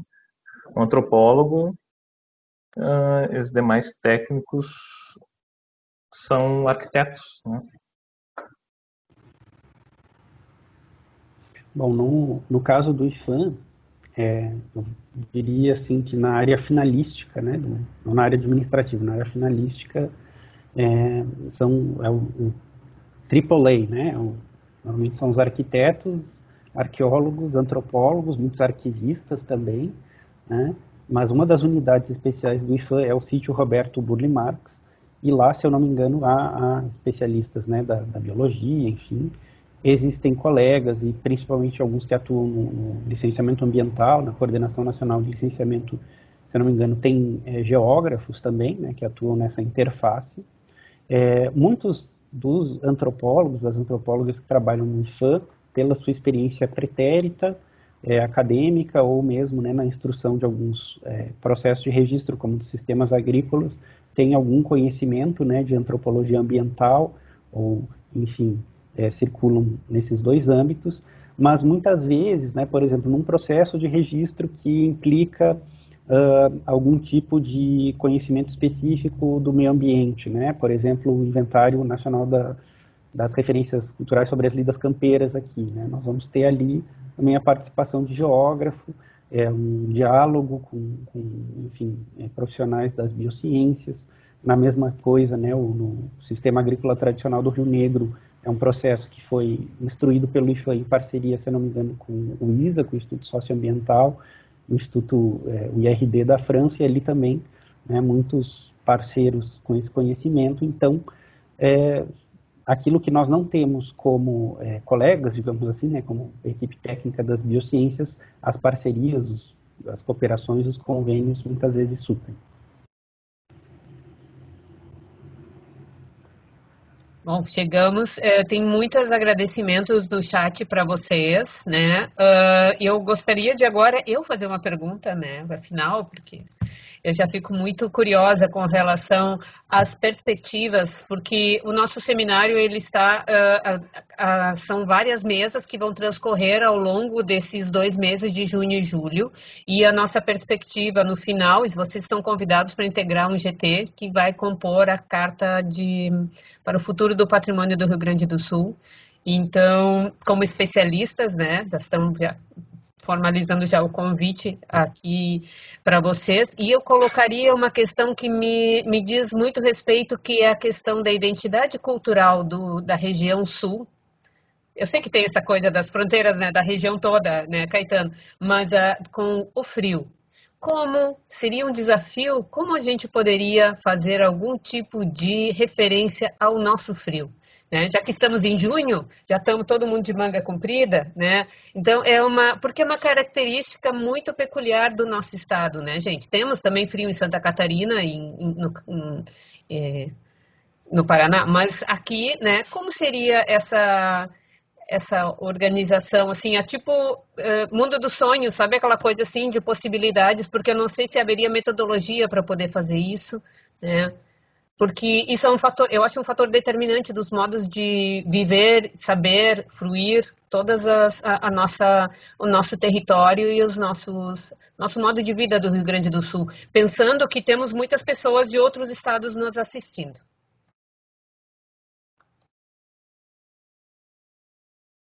Rafael, quer começar uma possível resposta? Essa pergunta é difícil. Interessante para pensar. Interessante. Não, deixa para depois, a gente discute no GT, então. Eu acho que tem algumas iniciativas, por exemplo, os ofícios da lã, né? Eu acho que isso é algo bem que dialoga muito com esse impacto, digamos assim, climático, né? Costumes e um modo de fazer. Enfim, acho que tem bastante espaço para isso ser explorado, né? Mas percebam, eu acho também interessante ver o quanto que, sei lá, a política de patrimônio é muito baseada na ideia de referência cultural, né? Dos bens culturais, é isso que assenta um pouco, pelo menos, o entendimento do IFAM. E essas referências culturais, muitas vezes, né? Eu acho que o entendimento mais clássico disso é justamente aquilo que em antropologia mais ortodoxa, sei lá, a gente vai entender como elementos culturais, né? Produtos da ação. Mas, enfim, né, elementos que a gente vai chamar de natureza, elementos climáticos, interesses locais, enfim. Eu acho que é mais uma matéria de reflexão aí, e justamente nessa conexão entre patrimônio cultural e patrimônio natural. Né? Tentando esboçar uma reflexão aqui. Eu acho que os próprios alguns patrimônios que a gente citou, trabalhos com patrimônios como a própria erva mate ou as lidas campeiras, assim, são coisas que, de certo modo, não estão, ou a lã, né, como tu falou, acho que estão bastante ligados à questão de clima, talvez, assim, né, mas realmente achei uma questão bem interessante, né, de pensar algo mais específico, assim, essa ideia do frio, assim, é algo a ser pensado, assim, mas realmente não sei, não tenho nada assim a pronta entrega para falar. Mas talvez menos do que o frio, acho que o frio é um aspecto importante, mas são os extremos, porque faz muito calor também. Também sim. Eu pensei isso quando a Rosana estava falando, né? Que um pouco isso, né? Às vezes, até quando vai para outro estado, as pessoas perguntam: mas aqui tá muito quente. Eu, não, mas o Rio Grande do Sul é tão quente. O verão eu acho tão quente, né? Mas faz bastante frio também.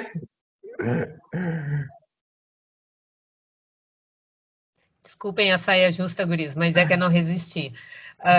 Então, oficialmente nós estamos, a Giane estão havendo alguns outros comentários, né? Até o pessoal está falando aqui, comentaram o documentário do Vitor Ramil, da Linha Fria do Horizonte, né? Ele tem todo um trabalho com a questão da estética do frio.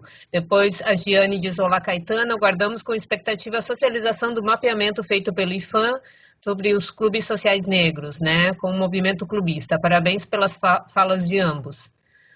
Tá? E seria isso, queridos. Vocês teriam mais algum comentário, alguma coisa que ainda ficou, vocês gostariam de falar?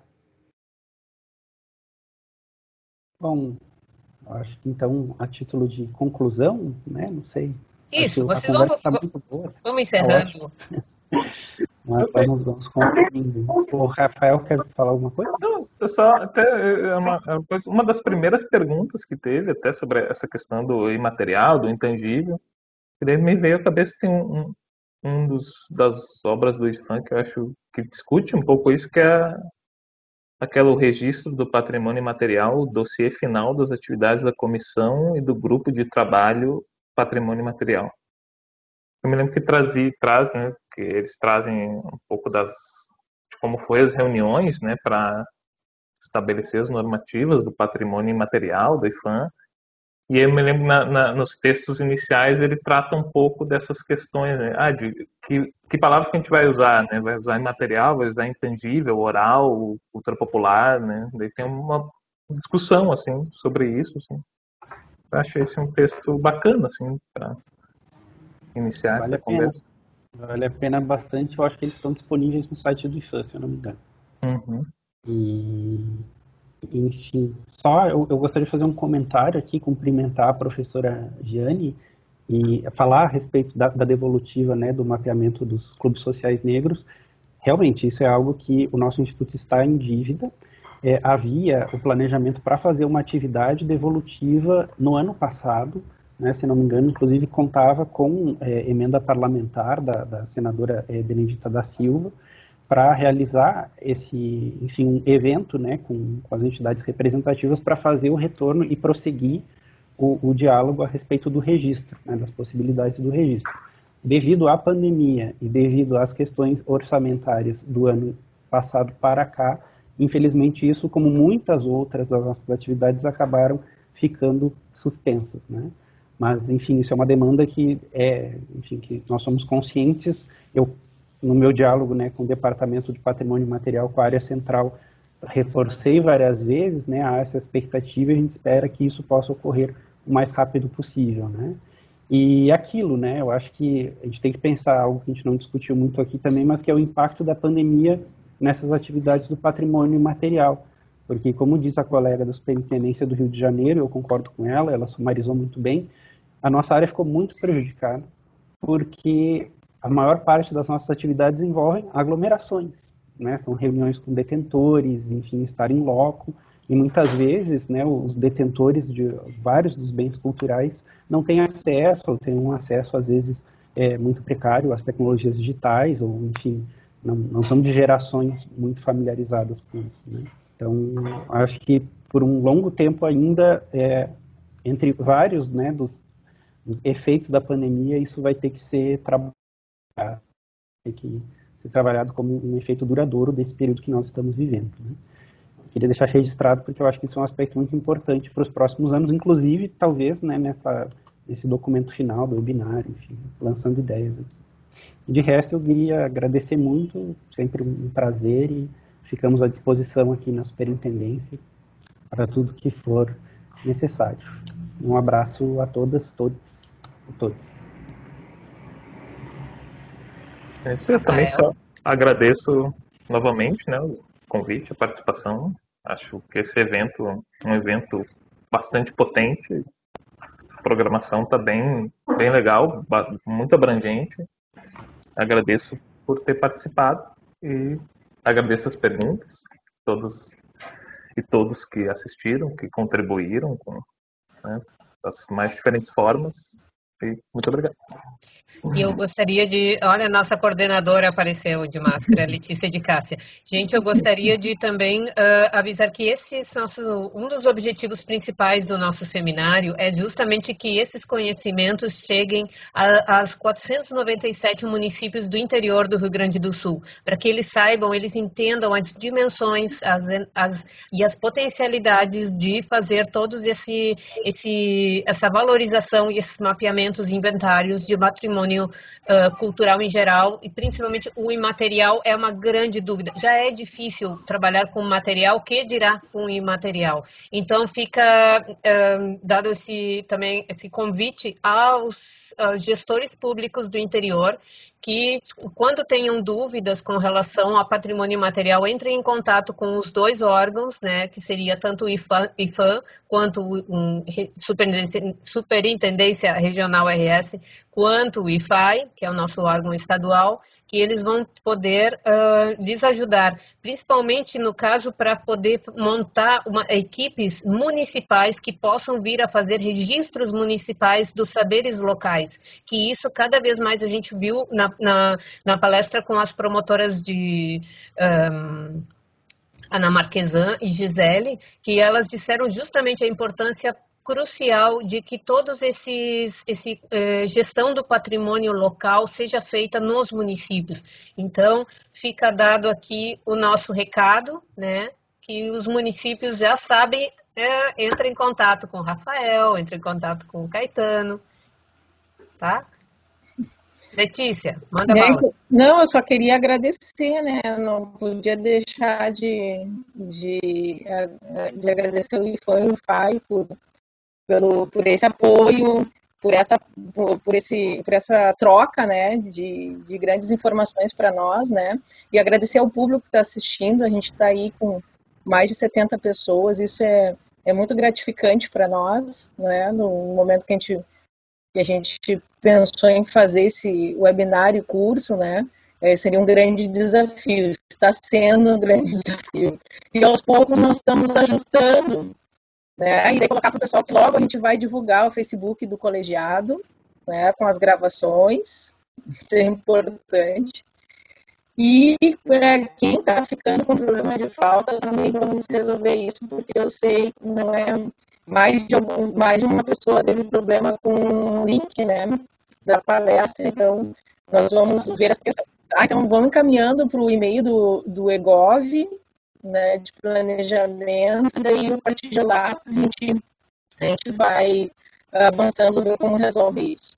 Então, Caetano, Rafa, sem palavras, muito obrigado por trazer essa luz, né, sobre o patrimônio imaterial, que é tão importante para nós. A gente avançar nessas questões, né, e fazer com que o patrimônio, principalmente do Rio Grande do Sul, né, falando da memória do patrimônio gaúcho, a gente consiga cada vez mais identificar e legalizar, né, as várias ações, manifestações culturais, né, práticas culturais do nosso estado.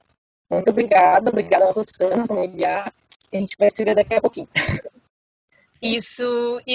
Muito obrigada, Letícia, nossa grande coordenadora. Então, convido todos, quem quiser pode continuar na sala, tá? Só pode fazer seu rico lanche, que essa é a hora. Mas a nossa próxima sessão começa agora às 19h30 e vai justamente reunir os relatos de experiência com as atividades de patrimônio imaterial aqui no estado. Num primeiro momento vai apresentar o Alexandre Krob e a Patrícia Borers, que são do Instituto Cultural, apresentando a palestra Perdas e Paisagens Naturais e Riscos do Patrimônio Imaterial, com o tema do modo de fazer artesanato com palha de butiá. Também apresentará a Letícia de Cássia da Costa Oliveira, nossa coordenadora do Colegiado Setorial de Memória e Patrimônio, doutorando em Antropologia com o seu projeto LANS do Rio Grande do Sul, apresentando o Lã Crua Fios da Memória.